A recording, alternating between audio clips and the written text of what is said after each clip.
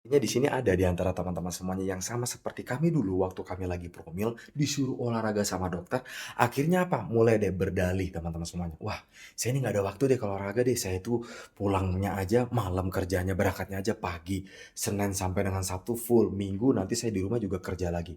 Hei teman-teman, mohon maaf nih jangan tersinggung ya, jangan bohong deh, Anda tuh masih punya waktu kok. Contoh apa teman-teman semuanya, masih bisa bermain sosmed, masih bisa nih nonton-nonton YouTube, ya mungkin cuma sebentar, 30 menit, 15 menit. Tapi itu juga waktu loh teman-teman semuanya. Dan mohon maaf, olahraga yang dimaksud itu teman-teman semuanya bukan berarti kita harus benar-benar real pakai baju olahraga, benar-benar harus benar-benar di tempat gym. Ya kalau memang nggak bisa nggak usah dipaksakan teman-teman semuanya.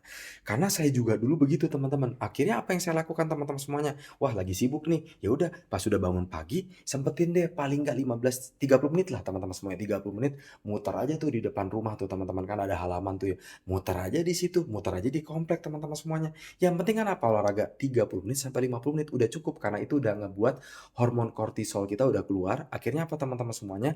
Kita udah menjaga metabolisme tubuh kita udah dengan baik teman-teman. Itu udah cukup, itu anjuran dari dokter tuh seperti itu. Mohon maaf nih teman-teman semuanya nih yang ngerasa sibuk, "Hey, apa kabar?"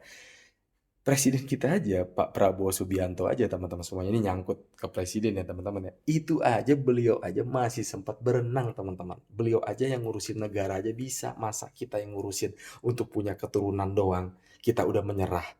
Jadi teman-teman memang kalau kita mau punya keturunan, ya memang harus punya tekad yang kuat gitu. Dan bicara olahraga, itu bicara soal menyempatkan waktu aja teman-teman semuanya. Jadi sebenarnya nggak ada orang yang sibuk, yang ada adalah orang yang nggak bisa ngatur waktu. Mohon maaf nih, jangan tersinggung nih. Karena semua orang sibuk kok di dunia ini kok teman-teman semuanya. Pengangguran juga sibuk, sibuk nganggur teman-teman. Jadi tinggal sempetin waktu aja ya teman-teman ya. Mau di kantornya Anda juga boleh push up, sit up 30 menit. Ya kan sambil nunggu apa, sambil nunggu kerjaan Anda. Pasti ada waktu kok kosong teman-teman. Bahkan bisa dilanjut.